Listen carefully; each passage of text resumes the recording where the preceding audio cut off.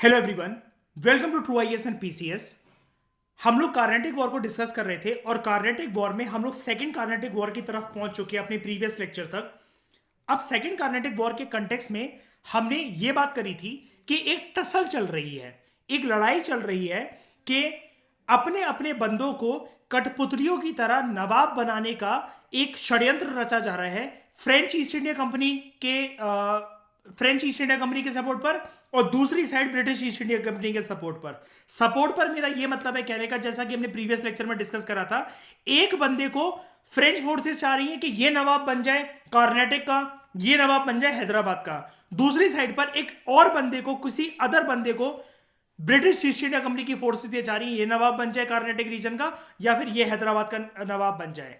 हमने ये देखा था फ्रेंच ईस्ट इंडिया कंपनी वालों ने सोचने का मौका तक भी नहीं दिया और पूरा का पूरा साम दाम दंड भेद कर कर अपने बंदों को कर्नाटक रीजन का और हैदराबाद का, जिसको भी वो नवाब बनवाना चाहते थे, निजाम बनवाना चाहते थे, उन्होंने वो प्रॉपर तरीके से बनवा दिया। हैदराबाद का नवाब, हैदराबाद में निजाम और कर्नाटक रीजन में नवाब। जो फ्रेंच ईस्ट इंडिया कंपनी की जो चॉइसेस थी देवर, हमने पढ़ा था, मैं ब्लू कलर से इसको मार्क कर देता हूं प्रीवियस लेक्चर की तरह।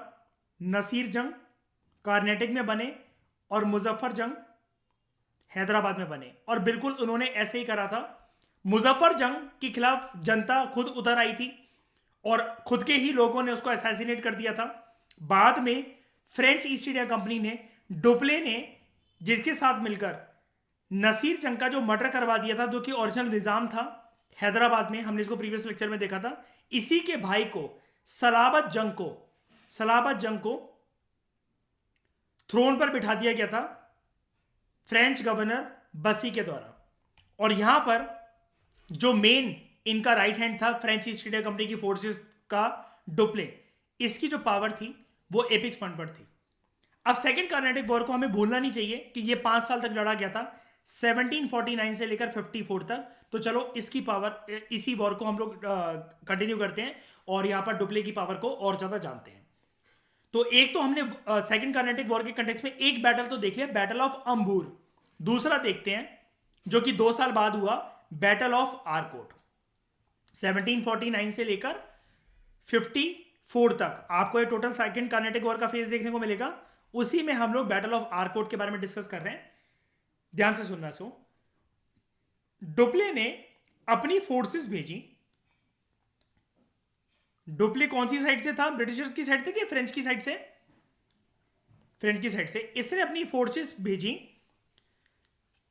त्रिचुनापल्ली, शॉर्ट में इसको त्रिची बोला गया यहां पर, इसके फोर्ट पर, इसके किले पर कब्जा करने के लिए, घेराव करने के लिए, बिसीज मतलब घेराव करने के लिए अपनी फोर्सेस भेजी इसने। जहां पर मोहम्मद अली छुपा हुआ था, उसने वहां पर शेल्टर ले रखा था। अब अच्छा खासा इस वॉर में इसने भी,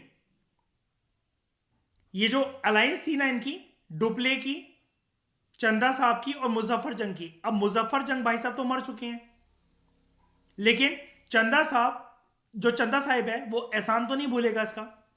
वो नवाब बनाया गया था कर्नाटक का फ्रेंच ईस्ट इंडिया कंपनी के द्वारा। तो इस षड्यंत्र में, डुप्ले के इस षड्यंत्र में चंदा साहिब भी ज्वाइन करता है डुप्ले को कि त्रिची के फोर्ट को आप कब्जा करने जा रहे हो, ओके हम चलेंगे आपके साथ, ठीक है। हमने बैटल ऑफ अंबूर में देखा था, जो अनवर उद्दीन का बेटा था, जो कि ओरिजिनली कर्नाटक रीजन में नवाब था, इसका बेटा भाग गया था त्रिचुनापल्ली में, जिसका नाम था मोहम्मद अली। यहीं से ये कहानी यहां पर पहुंची है, कंफ्यूज मत होना जो हम ऊपर पढ़ रहे हैं, ये वाली कहानी। हाँ, अब इसके बेटे को कहने मतलब वो ये चाहते थे कि वंश बचे ही ना, वंश ही ना बचे, क्योंकि शत्रु के फैमिली में से अगर कुछ भी बच जाए, कोई भी बच जाए, तो यूनिवर्स का एक नियम रहता है कि पर्सन बदला और अपनी बेइज्जती कभी नहीं भूलता, बदला लेकर ही रहता है। आज नहीं तो 2 साल बाद, 2 साल बाद नहीं तो 12 साल बाद, 12 साल बाद नहीं तो 20 साल बाद, 20 साल बाद नहीं तो 30 साल बाद। मेरे जैसा पर्सन तो वैसे भी डेट टाइम सब कुछ याद रखता है, वो तो कभी छोड़ ही नहीं सकता। जब सामने वाले को लगेगा उसके जीवन में सब कुछ अच्छा हो गया, तो हो सकता है दिमाग एंटर कर जाए उसकी लाइफ में। ये भूल गए इस दिन इतने बजे इस शाम को इतने सेकंड क्या करा था तुमने, क्या कहा था मुझे।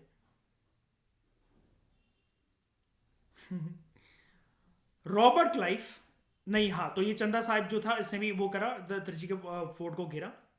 अब इस टाइम पर आपको क्या लगता है कि जो ओरिजिनली अगर हम लोग बात करें कार्नेटिक रीजन की और ओरिजिनली बात करें हैदराबाद रीजन की, French East India company total तरीके से इनके खिलाफ है, डोपले इनके खिलाफ है, बसी इनके खिलाफ है। तो अब इनके सपोर्ट में आएगा कौन इनकी मदद करने, किससे मदद मांगेंगे? दूसरी ईस्ट इंडिया कंपनी कौन बची इस टाइम पर अभी भारत में powerful? British East India company.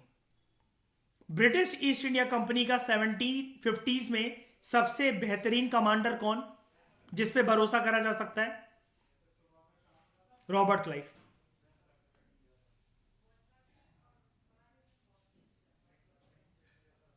Robert Clive ने, एक ब्रिटिश गवर्नर था सॉन्डर्स, इसके प्रपोजल को एक्सेप्ट करा और सिर्फ कुछ गिने चुने सोल्जर्स के साथ 200 ब्रिटिश सोल्जर्स और 300 हिंदुस्तानी सोल्जर्स,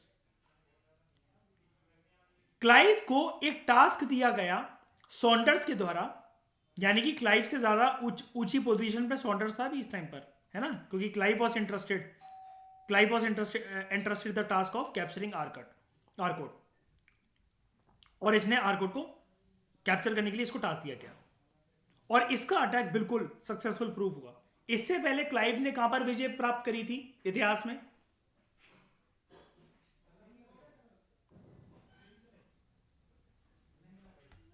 और इसमें कंफ्यूज मत कर जाना। देखो पता है कई लोग क्या करते हैं, जैसे हम 1751 पे अभी है ना, तो वो ना ये सोचते हैं कि सर ये चैप्टर तो स्टार्ट हुआ था 1750, मतलब ये इससे बैटल ऑफ प्लासी से, और यहाँ पर रॉबर्ट क्लाइव और ये सब कुछ था, तो यहाँ पर तो ये गवर्नर दिखाया गया है और यहाँ पर ये आकर ये सॉन्डर्स के अंडर क्यों काम कर रहा है। लोग बस ना थोड़ा सा यहाँ पर ना क्रोनोलॉजी को समझने में भूल चूक कर जाते हैं।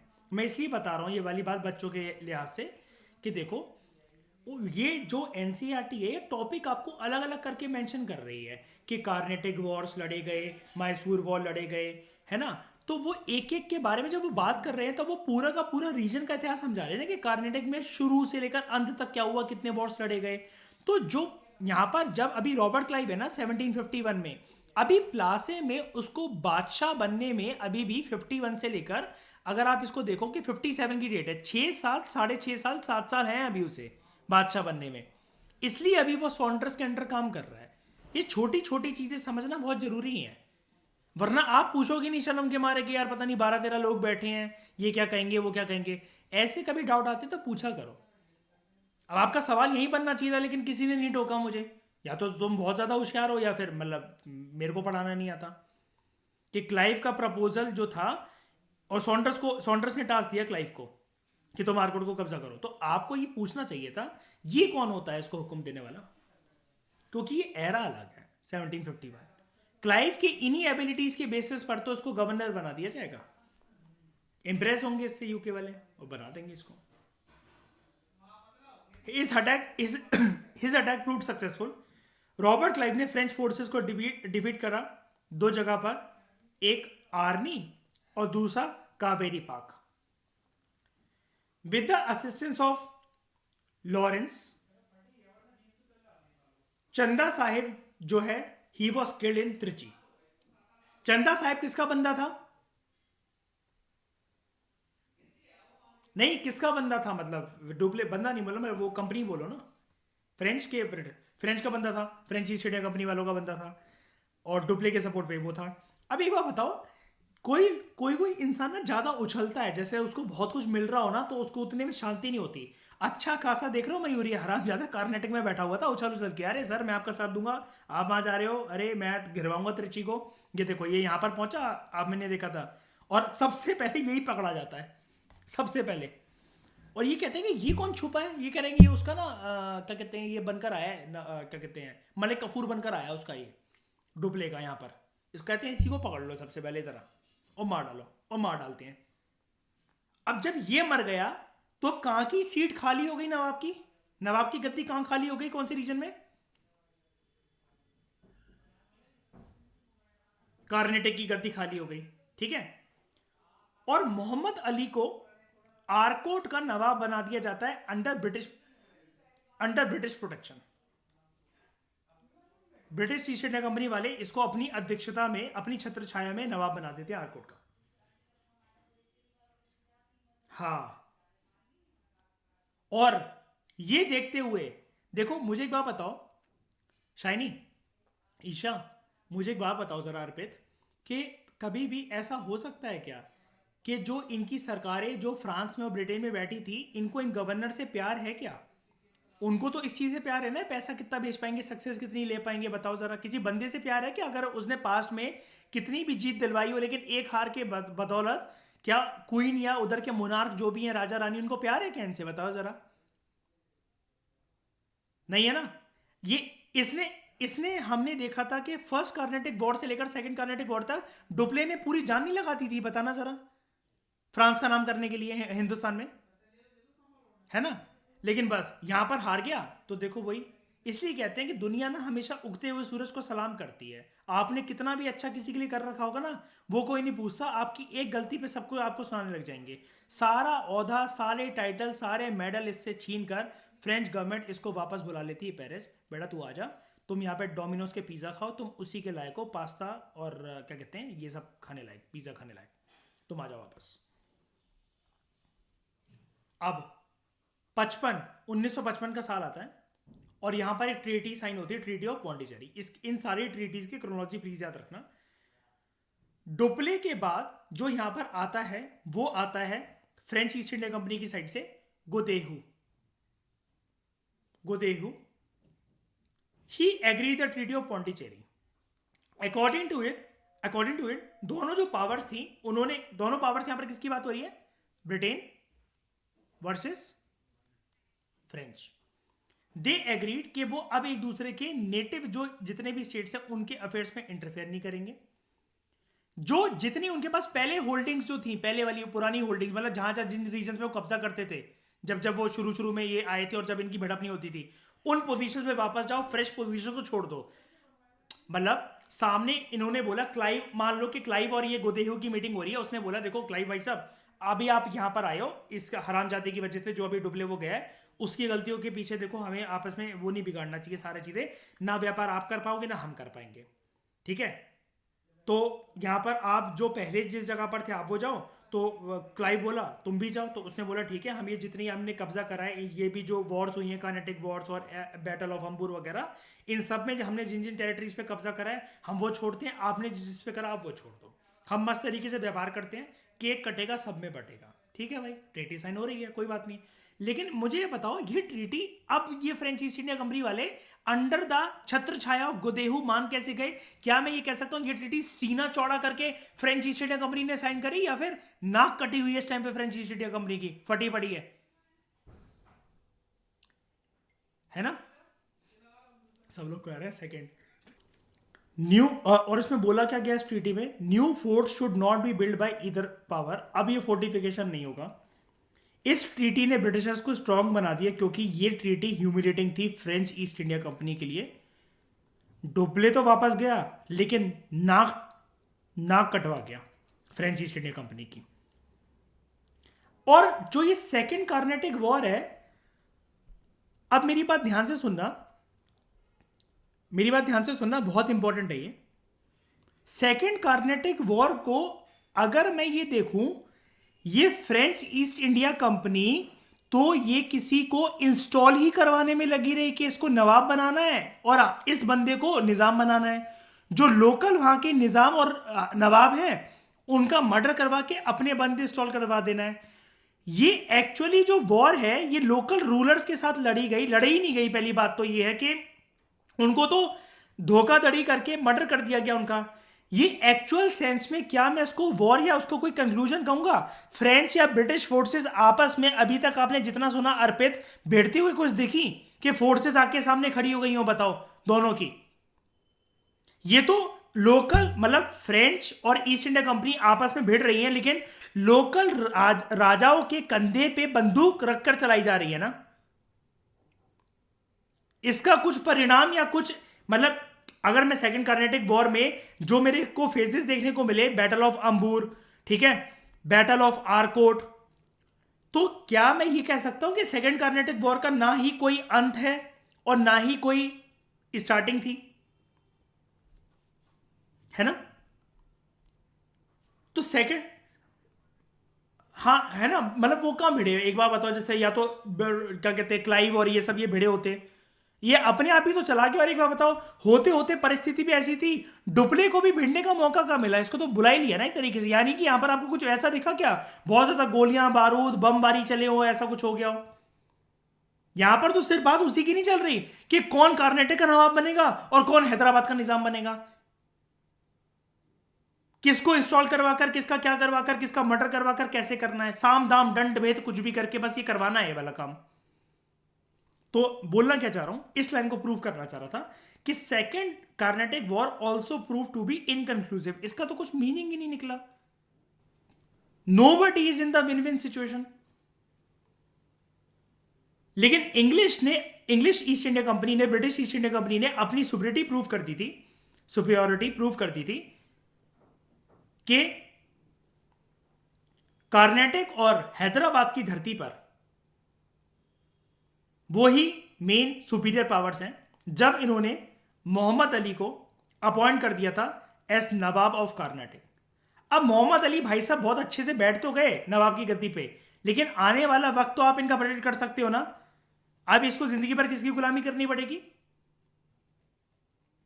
ब्रिटिश की। फ्रेंच लेकिन इस टाइम पर अभी भी हैदराबाद में पावरफुल थे। हैदराबाद में क्यों थे?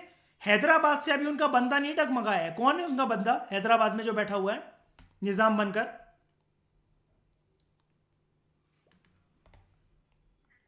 सलाबत जंग। सलाबत जंग, मुजफ्फर जंग तो मर गया था, उसको उसके लोगों ने मार डाला था, है ना, 1751 में। और जिस नसीर जंग का मर्डर करवाकर फ्रेंच ने मुजफ्फर जंग को गद्दी दिलवाई थी निजाम की, अब उसी नसीर जंग के भाई को जिसका नाम था सलाबत जंग, इसको बनवा दिया था एस निजाम ऑफ हैदराबाद। ये थोड़ी सी आपको घटनाक्रम ऐसा लग सकता है, अरे यार ये कौन सी चीज, कौन मरवा रहा है, क्या कर रहा है, कौन बैठ रहा है यार गद्दी पे, यार कोई तो बताओ है ना। लेकिन वो धीरे धीरे करके आप जब माइंड मैप वगैरह बनाकर प्रैक्टिस करोगे आपको समझ में आ जाएगा, ठीक है। क्योंकि आप ये सोचो कि पढ़ने से ज़्यादा ना इसको मैं जो पढ़ा रहा हूँ पढ़ाने वाले के ऊपर भी बहुत ज़्यादा प्रेशर होता है ये सारी चीज़ें संभालने का। क्योंकि एकदम से फटाफट कोई नाम आ जाता है तो वो समझाना पड़ता है स्टूडेंट्स को कि देखो यार इसका भाई था, भूलना मत। जैसे जब मोहम्मद अली आपको यहाँ पर दिखा तो मैंने आपको बताया कि देखो प्रीवियस लेक्चर में ये वो पर्सन था मोहम्मद अली अनवरुद्दीन का बेटा, जो कि भाग गया था अपने बाप के मरने के बाद त्रिचुनापल्ली में, ठीक है। तो प्री डोमिनेंट जो पोजीशन थी फ्रेंच की डेक्कन पेनिनसुला में, पूरी तरीके से खदेड़ के भगाए तो नहीं गए, लेकिन ये कैसे ना कैसे करके एक बार इनको मिट्टी चखनी पड़ गई थी। इनकी प्रेस्टीज एक बार अंडरमाइन तो हो गई थी। यानी कि फर्स्ट कार्नेटिक वॉर में अगर फ्रेंच जो विन विन सिचुएशन के अंदर दिख रहे थे हमें, फिर ब्रिटिश विन विन सिचुएशन के अंदर दिख रहे थे, सेकेंड कार्नेटिक वॉर में भी अभी यह डिसाइड नहीं हो पा रहा कि आने वाले हिंदुस्तान की जमीन पर हर चीज का पॉलिटिकल सुप्रीमेसी हो चाहे वो कमर्शियल सुप्रीमेसी हो, इसका मालिकाना हक अपने मालिकाना अधिकार मालिकाना हक अपने हाथ में रखेगा कौन? ब्रिटिश फोर्सेस या फ्रेंच फोर्सेस? अभी भी इस चीज का डिसाइड नहीं हो सका है। नहीं हो सका है तो चलो फिर बढ़ते हैं इतिहास में आगे थर्ड कार्नेटिक वॉर की तरफ। सबसे लंबा चलने वाला एक फेज, ये चला 2 साल, ये चला लगभग 5 साल और ये चलेगा 7 साल, 56 to 63। इसको देखते हैं थर्ड कार्नेटिक वॉर को। क्या पहले की दो कार्नेटिक वॉर में कुछ समझना है? कहानी क्लियर है ना? जैसे मैं समझाते आ रहा हूँ, पिक्चर की तरह ही, वेब सीरीज की तरह ही चल रही है ना। ये बिल्कुल रेस की मूवी की तरह नहीं है कि जैसे कोई भी सीन मिस कर दो तो समझ में नहीं आएगा कि कौन कौन विलन है, कौन वो क्या है।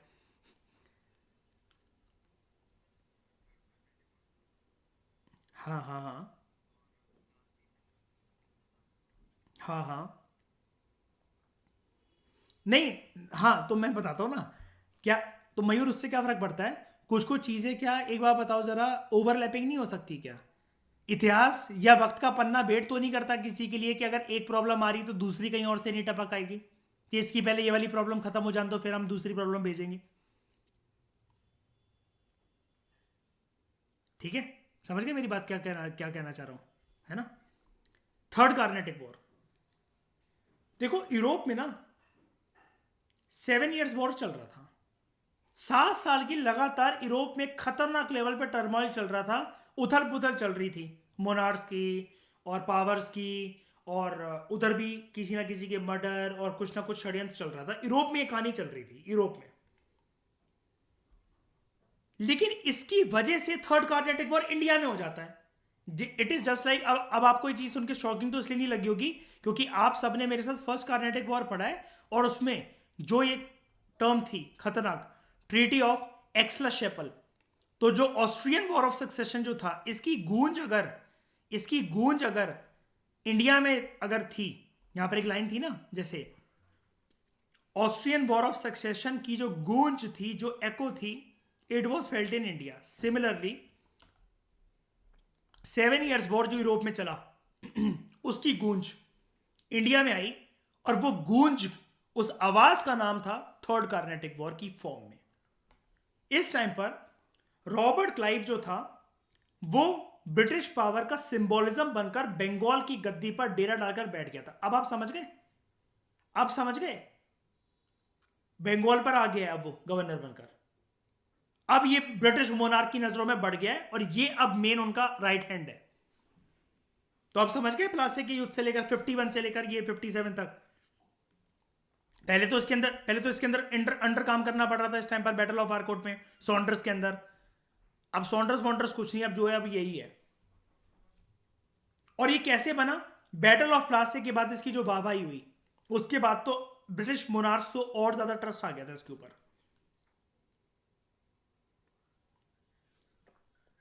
हाँ।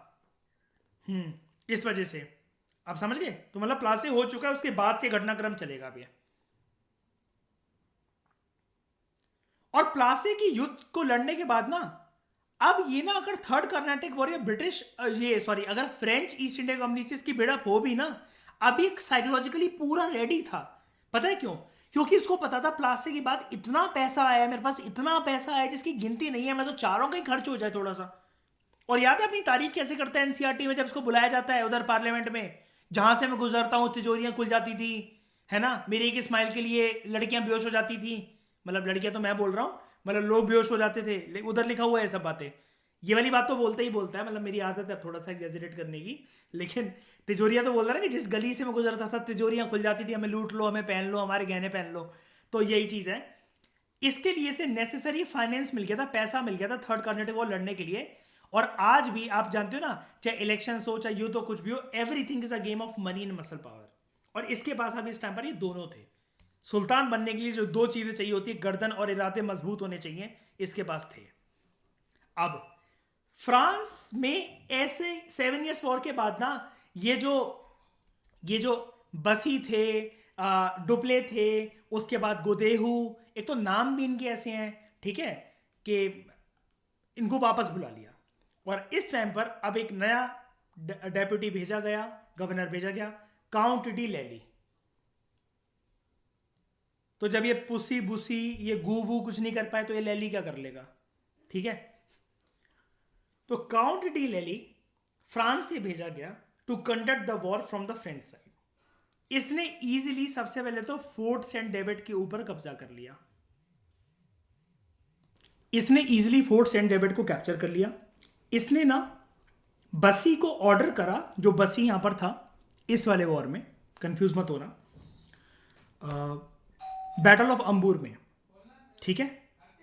और सलाबत जंग को जिसने गद्दी पर पहुंचाया था नवाब की, इसने बसी को ऑर्डर करा कि तुम कार्नेटिक फटाफट पहुंचो अपनी आर्मी के साथ और तुम वहां से ना अंग्रेजों को खदेड़ भगाने की कोशिश करो। अब ये चीज ना कोई रॉबर्ट क्लाइव को बता देता है कि बसी आ रहा है अपनी फोर्सेस के साथ और अब इसकी तगड़ी तरीके से पुसी मारनी है।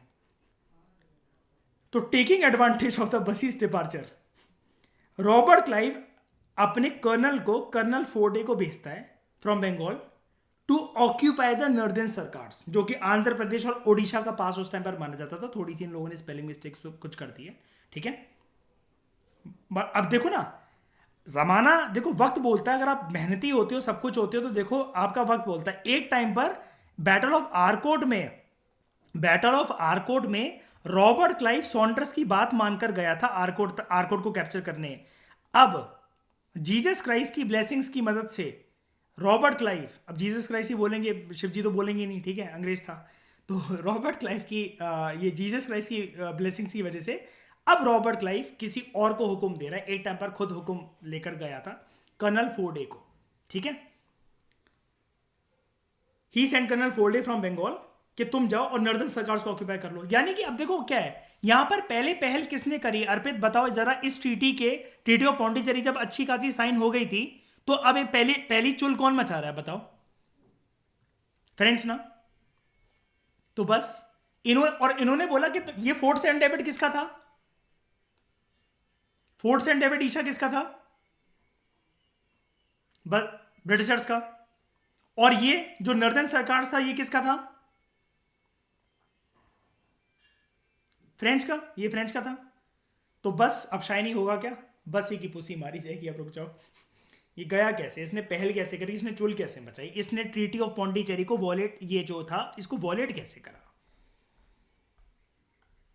हाँ, उसने वही तो कहा ना। तो इसने, एक सेकंड, इसने वही तो कहा ना, तुमने हमारे फोर्ट पे कब्जा कर लिया, हम तुम्हारी जगह पर कब्जा कर रहे हैं। और ये चीज इसने क्यों करी? रॉबर्ट क्लाइव ने कहा भाई साहब कितने दोगले लोग हैं यार, कितने दोगले लोग हैं। रॉबर्ट क्लाइव कहता है सबसे ज्यादा मेन टर्म्स तो ट्रीटी ऑफ पौंडीचेरी की तो यही थी ना कि देखो ये they were to retain their old position, जिस पुरानी पोजीशन पे सिर्फ उसी पे रहे और एक दूसरे के इंटरनल अफेयर्स में वो ना करें और ओल्ड पोजीशन पे वापस चले जाएं और कोई भी नया फोर्ट बनाए ना। तो कहता है कि कितना हरामजादा है, कोई नया फोर्ट तो नहीं बनाया, हमारे फोर्ट पे ही निगाह डालकर बैठा हुआ है। इस भूसी की तो पुसी मारते हैं। अभी रुक जाओ। हाँ, तुम कुछ कह रहे थे ईशा? हाँ, बैटल ऑफ वॉन्डिवॉश 1760, ये एक डिसाइसिव बैटल था कि जो कार्नेटिक वॉर का भाई मसला ही सॉल्व नहीं हो पा रहा है। इतने सारे साल हो गए, कोई ना कोई आए जा रहा है, कोई ना कोई किसी को कुछ ना कुछ बनवाया जा रहा है। 46 से लेकर काइंड ऑफ 60 ईयर, जो 1760 पर जो पहुंच गए हैं, 1746 से लेकर 1760 तक, इन 14 सालों में जो अभी तक डिसाइड ही नहीं हो पा रहा कि भारत की भूमि पर व्यापार करने के लिए और पॉलिटिकल पावर ऑक्यूपाई करने के लिए रहेगा कौन, टेकेगा कौन, जड़ें किसकी मजबूत होंगी। तो ये डिसाइसिव बैटल था, battle of Wandiwash. It was fought on 22 January 1760। अब मनाया जाएगा किसी ना किसी का न्यू ईयर जनवरी के महीने में। कैसे? इंग्लिश आर्मी अंडर जनरल आयरकूटी, या आयरकूट कई लोग इसको बोलते हैं, कुछ भी बोल लो, फर्क नहीं पड़ता, ठीक है। जनरल आयरकूट, इसने कंप्लीट तरीके से फ्रेंच आर्मी को खदेड़ फेंका अंडर काउंट डी लैली। एक साल के अंदर अंदर इसने इतनी गहरे गहरे वार करे फ्रेंच ईस्ट इंडिया कंपनी के पोजीशंस पर कि उनकी सारी पोजीशंस उनके हाथ से चली गई, ऑलमोस्ट ऑल। लैली फ्रांस भाग गया, लैली की गीली हो गई और भाग गया फ्रांस। हाँ, जहां पर उसको जेल हो जाती है और सजाए मौत दे दी जाती है। हराम जादे, तू तो भूसी से भी ज्यादा ज्यादा पुसी मरवा कर आ गया, और तू लैली का पता नहीं क्या क्या बनकर घूम रहा है। इसको जेल हो जाती है वहां जाके, और एग्जीक्यूटेड समझते हो ना, सजाए मौत, फांसी की सजा, कील पर टांग दिया। उसके बाद ट्रीटी ऑफ पेरिस, नाम से ही पता लग रहा है हमारे देश से एसोसिएटेड डायरेक्टली तो नहीं होगी।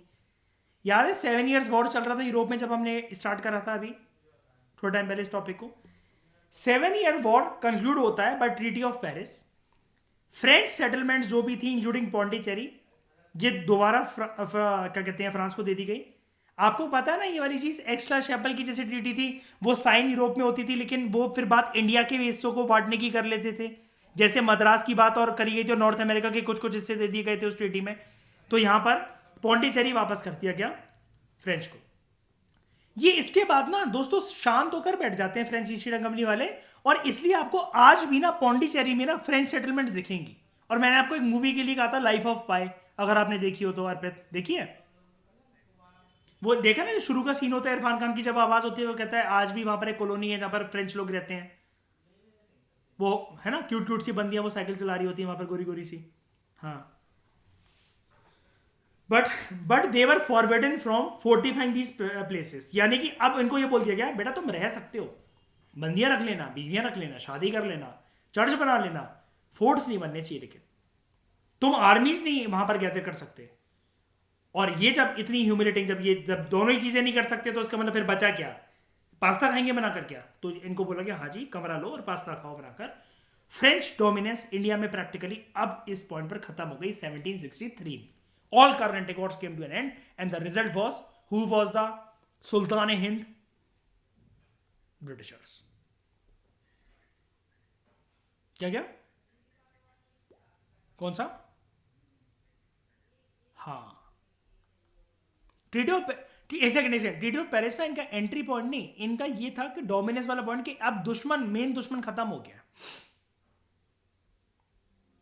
आप कोई ना दखल अंदाजी नहीं करेगा, फ्री तरीके से ट्रेड कर सकते, आप कोई टेंशन वेंशन नहीं है। 2 बार 7.5 ही लगी इनके ऊपर शनि की,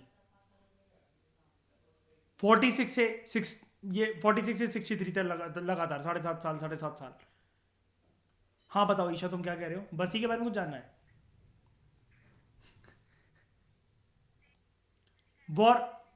वॉर एंडेड ये, लेकिन ये ऑस्ट्रियन वॉर ऑफ सक्सेशन खत्म हो गया था, जो उधर लड़ाई चल रही थी कि ऑस्ट्रिया का एम्परर बनेगा कौन। ये मुद्दा, हाँ ये मुद्दा खत्म हो गया था ये मुद्दा, लेकिन ये हाँ सक्सेशन का, और ये अलग है 7 ईयर्स वॉर। आप समझ गए, इसलिए साइन हुई ट्रीटी ऑफ पेरिस। अगला इनके लिए पड़ाव, दक्षिण भारत को तो पूरा कब्जा करना ही है। ऊपर आते आते दक्षिण भारत में दाएं देखा, बाएं देखा, यहां देखा, वहां देखा, ऊपर देखा तो कर्नाटका नजर आया, और वहां पर 2 बाप बेटों के नाम जो आए तो इन लोगों का सूसू निकल गया, हैदर अली और उसका बेटा टीपू सुल्तान। इस डिस्कशन में फिलहाल इतना ही। Thank you very much for discussion. बाप बेटे के बारे में बात करेंगे कि जिसने अंग्रेजों की सूसू छुड़वा दी नेक्स्ट लेक्चर में। Thank you very much for discussion.